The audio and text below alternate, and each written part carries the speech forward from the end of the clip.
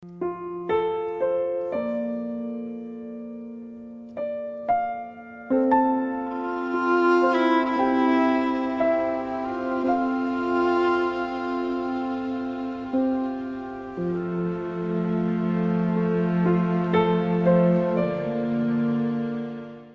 the Lord.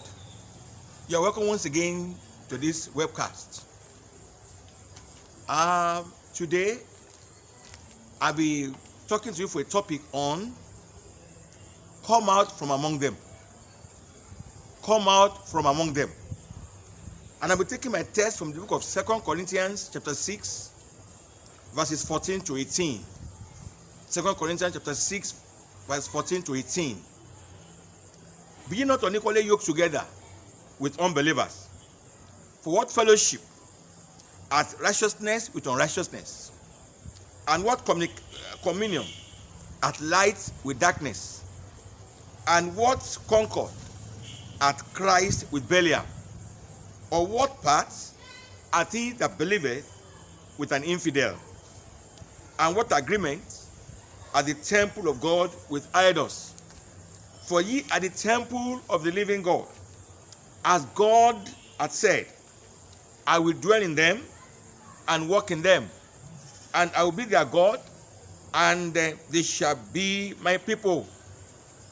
Wherefore, come out from among them, and be ye separate, said the Lord, and touch not the unclean thing, and I will receive you. And I will be a father unto you, and you shall be my sons and daughters, said Lord God Almighty. If you watch this scripture in the Bible, it is God himself that signed it. The Lord God Almighty, the God and Father of our Lord Jesus Christ, the owner of heaven and earth, the possessor of heaven and earth, the creator of the ends of the world. And what is he saying? He's talking about complete Christian separation. And he said, if you want to be his child, you must be separate from unbelievers. If you want to be his child, you must come out from among them. Beloved, he went out to describe believers as righteousness and unbelievers as unrighteousness. He also described believers as lights and unbelievers as darkness. He described believers as Christ and unbelievers as Belial. He described believers as the temple of the living God, while he described unbelievers as Belial. Beloved, what is he saying? He's saying you cannot claim to be a born-again Christian and your life is in agreement with unbelievers. Beloved, there are only two forces ruling the world: force of righteousness and force of unrighteousness, force of light and force of darkness. And every human being is being controlled by one of these two forces. There's no neutrality. You're either controlled by God or you are controlled by Satan. You're either controlled by the force of righteousness or you are controlled by the forces of unrighteousness. And beloved, God will have nothing to do with those under darkness except they come out. You cannot marry the two. Some people, they try to marry the two. This is a ploy of the devil. He knows that God and Satan will never meet. So what is he saying to you today?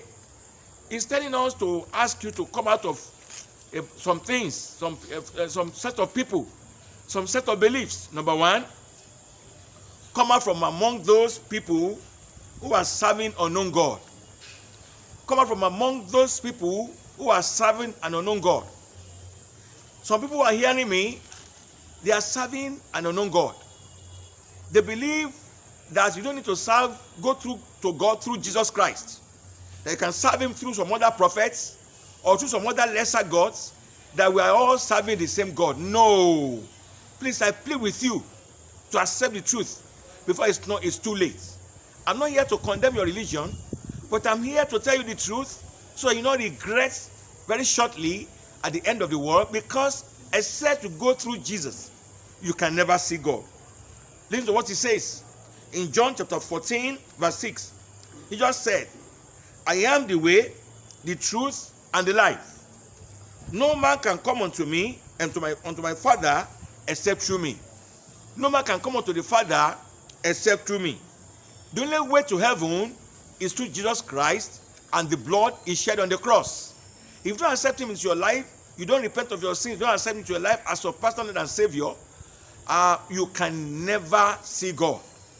It's my prayer that God will give you divine revelation today in the name of Jesus. Some people say no, that God does not, he was not born, he does not have a child. This is a play of the devil. You are using human sense to describe things that are done by revelation. Because God himself, he said in the Bible that this is my beloved son, hear ye him. This is my beloved son, hear ye him. May God give you understanding in Jesus' name. So number 2, who are the people you are to come out from? Come out from among those who are bearing Christian names, but they don't know Jesus personally. They are not born again. Come out from among those who are bearing Christian names, but they don't know Jesus personally. Just because you are bearing somebody's name does not mean you are that person. Anybody can bear Boris or Boris Johnson even. That does not make him a prime minister of Britain. You can bear Trump. That does not make you the president of the United States of America. Beloved, God is saying that not all those that are calling me Lord, Lord will inherit the kingdom of God. So many thieves, they bear John. Some armed robbers, they bear Mark. Some people that take bribe in the office, they bear Anthony. They bear Gabriel. Others who even kidnappers, they are bearing lofty names, Christian names. The mere fact that you are called Joel does not mean that you are born again. So God is saying that those are just bearing Christian names who are not saved should come out from among them. Number 3, come out from among those who are in church but not in Christ. Come out from among those who are in church but not in Christ. In fact, these are in the multitude. Majority of the people, they are in church but they are not in Christ. They are not genuinely saved. Their name is not written in the book of life. Oh, they are in almost every church. You find them in CAC, you find them in the Apostolic Church, Apostolic Faith. Just name the church. Even in my church. What am I saying? Merely belonging to a church, Baptist church or whatever church, does not make you a Christian. So many people in the church, they will go to hell. While few people who are genuinely registered in the book of life will go to heaven. What am I saying?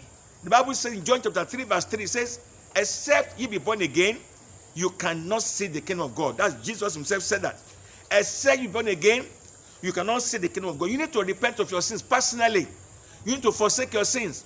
You need to invite Jesus into your life, into your heart, and make him your Lord and your Savior. And you need to have a witness in your heart that you're a child of God. If not, you may even be a preacher and you are not saved. You may be in the choir. It does not make you to be saved. You may be sponsoring a church without salvation. And the end of all those who are doing that without Christ in their heart is eternal doom. Beloved, number 4, God is calling you again. Come out from among strange sects. Strange sects. Some people, they belong to strange sects. Different. Satan knows that only one way leads to heaven, and that's Jesus Christ. And genuine Christian. And that way, he has created fake Jesus ways, fake Christianity. Churches where they burn candles to pray, where they use holy water and use a candle and go and take bath in the water and prepare soap and do some rituals, wear white garments, do all sorts of things in the night.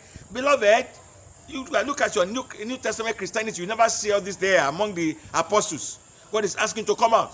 Some said they don't believe there's heaven and hell. They say that, hell does not exist. Beloved, come out from among them. They may be carrying Bible up and down. They're not born again. Some, they are always particular by a particular day of worship. Instead of emphasizing salvation, they will say if you don't worship on a day or this one, you are not on the way. That is not Bible. That is not salvation. Come out from among strange sects. Number 5, God is calling you again. He says, come out from among those that are not serving God genuinely. Come out from among carnal Christians who are sinning, who are committing sin. That's number 5. Come out from among sinning Christians. It's an anomaly. A Christian is not supposed to be committing sin. But if you're a Christian, you are still telling lies. You are still fornicating. You are still doing pornography. You are still, watching worldly movies. You are still dressing carnally. You are still stealing a little by little. You are still taking bribe. God is asking me to tell you before it is too late. Come out from among them. 1 John chapter 3, verses 8 to 9. It says, he that committed sins of the devil, for the devil sinned from the beginning. For this purpose, the Son of God was manifested, that he might destroy the work of the devil. And verse 9 says, whosoever is born of God does not commit sin, for his seed remaineth in him. He cannot commit sin because he's born of God. So the evidence of genuine salvation is a changed life, is absence of sin in your life. Go to God and ask for power to go above sin. Beloved, you are still masturbating, you are still fornicating, you are still doing some things, and you say grace of God covers it. It does not. God is telling me to tell you, you come out from among them. Beloved, God does not rank sin. Small sin, big sin, they are the same before God. And judgment is going to fall very soon on every sinner, either in church or outside the church. It's my prayer that by the power of the one that sat upon the throne, you come out of all this in the name of Jesus. Shall we pray? Father, in the name of Jesus, I pray for all who have hired me this morning, this day, that Lord, as you are asking them to come out from among them, because judgment is about to fall on them, you said they should come out from among those who are sinning and they are calling themselves Christians. Those who are bearing Christian names, but they are not Christian. Those who are in strange sects, and those who are not even in Christianity. Those who believe they can get to you by some other means apart from Jesus Christ. Lord, I pray you deliver them, you open the eyes of understanding in the name of Jesus. Thank you, Daddy. In Jesus' name we pray. Amen.